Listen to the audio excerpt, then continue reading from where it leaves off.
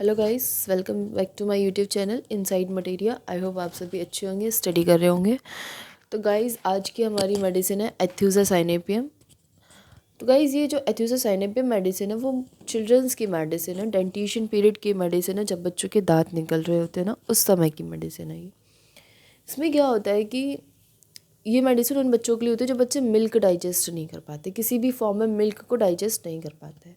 तो देखते हैं क्या है इस मेडिसिन में। मोस्टली आपको यही देखने को मिलेगा कि ये उस तरीके की मेडिसिन है जिसमें बच्चे मिल्क डाइजेस्ट नहीं कर पा रहे हैं। इसका कॉमन नेम है फूल्स पाल्सी। नैनिंग ने इसको प्रूव किया था। अम्बली फेरी फैमिली से ये बिलोंग करती है। Specially for children during dentition in hot summer weather. उन बच्चों के लिए, चिल्ड्रंस के लिए जो डेंटिशन में उनके जो दांत है वो हॉट समर वेदर में निकल रहे हैं, तब उनको जब दिक्कतें आ रही हैं तो उन बच्चों के लिए एथूजा बहुत अच्छा काम करती है। Children who can not wear milk, वो बच्चे जो मिल्क को डाइजेस्ट नहीं कर पा रहे हैं। ग्रेट वीकनेस, ऐसे बच्चों में बहुत ज़्यादा कमज़ोरी रहती है। चिल्ड्रन कैन नॉट स्टैंड, खड़े भी नहीं हो पाते हैं। इवन अपना सर भी होल्ड नहीं कर पाते। Unable to hold up the head, उनका सर जो है पीछे की तरफ बार बार गिरता रहता है। प्रोस्ट्रेशन विथ स्लीपीनेस, थकान के साथ नींद रहती है इनको, बहुत ज़्यादा नींद रहेगी, थकान रहेगी। इडियोसी इन चिल्ड्रन, मेंटली जो बच्चे हैं वो मेंटली अनेबल होते हैं, मेंटली वीक होते हैं। इनकैपेसिटी टू थिंक, सोच नहीं पाते हैं। कंफ्यूज रहते हैं, सोचने समझने की शक्ति नहीं होती इनके पास। An expression of great anxiety and pain, उनके चेहरे पे आपको हमेशा एक एंजाइटी और पेन का फीचर देखने को मिलेगा कि आपको लगेगा कि बच्चे कितना पेन में है, कितने एंजाइटी में है। विद अ डॉन कंडीशन, हमेशा बेहोशी जैसी कंडीशन रहेगी। एंड वेल मार्क्ड लीनिया नेजेलिस, और वेल मार्क्ड लीनिया नेजेलिस रहेगी, यानी कि जो नोज़ से लिप्स के बीच में एक लाइन होती है वो प्रोमिनेंटली शो होती है ऐसे बच्चों में। Features expressive of pain and anxiety, इनके जो फीचर्स हैं, जितने भी फीचर्स, फेशियल फीचर्स है, एक्सप्रेशंस है, सब वह ये शो करेंगे कि बच्चा कितने पेन में है, कितनी एंजाइटी में है, कितने दर्द में है। Herpetic eruption on and of the nose, आपको छोटे छोटे दाने, रेडनेस देखने को मिलेगी, रेडनेस और छोटे छोटे वॉइल्स दाने देखने को मिलेंगे एंड ऑफ द नोज़ पे। कंप्लीट एब्सेंस ऑफ थ्रस्ट, प्यास नहीं लगती है इन बच्चों को, एथुजा के बच्चों को प्यास नहीं लगती है। इंटॉलरेंस ऑफ मिल्क, मिल्क को ये किसी भी फॉर्म में डाइजेस्ट नहीं कर पा रहे हैं। Can not wear milk in any form, ये क्या करेंगे, जैसे ही मिल्क पियेंगे, मिल्क का इंटेक करेंगे, तुरंत वॉमिटिंग कर देंगे लार्ज कर्ड्स की फॉर्म में।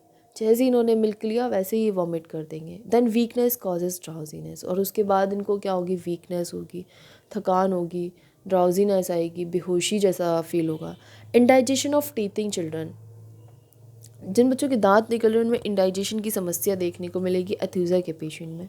Violent sudden vomiting of frothy white milk white substance, sudden vomiting, frothy, जैसे ही वो मिल्क पियेंगे या कुछ भी इनटेक करेंगे तुरंत इनको क्या हो जाएगी, वॉमिटिंग हो जाएगी वाइट सब्सटेंस की, या फिर येलो फ्लूइड जैसे जो कडल्ड मिल्क और चीज़ी मैटर जैसा दिखता है वैसे ही इनको वॉमिटिंग हो जाएगी।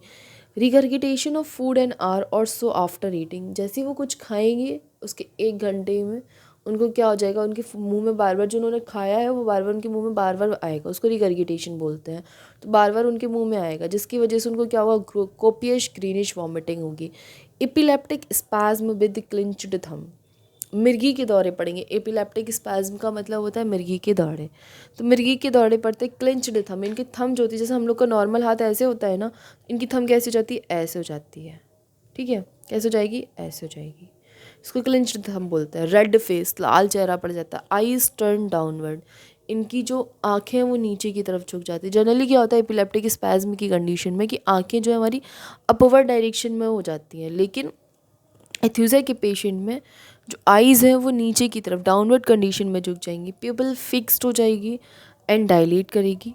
फोम एट दी माउथ, इनके मुंह में जो है फोम जब इकट्ठा हो जाएगा, जॉल्स लॉक्ड हो जाएंगे, इनके पल्स जो होगी वो स्मॉल हो जाएगी, हार्ड और क्विक हो जाएगी। Weakness and prostration with sleepiness, weakness कमजोरी देखने को मिलेगी, थकान देखने को मिलेगी नींद के साथ, है ना। कब देखने को मिलेगी, आफ्टर वॉमिटिंग, ये वॉमिटिंग इनको हो जाने के बाद, या फिर जब ये स्टूल पास करके आएंगे उसके बाद, या फिर जब ये स्पैज्म जब इनको आएगा तो उसके बाद ये देखने को मिलेगा।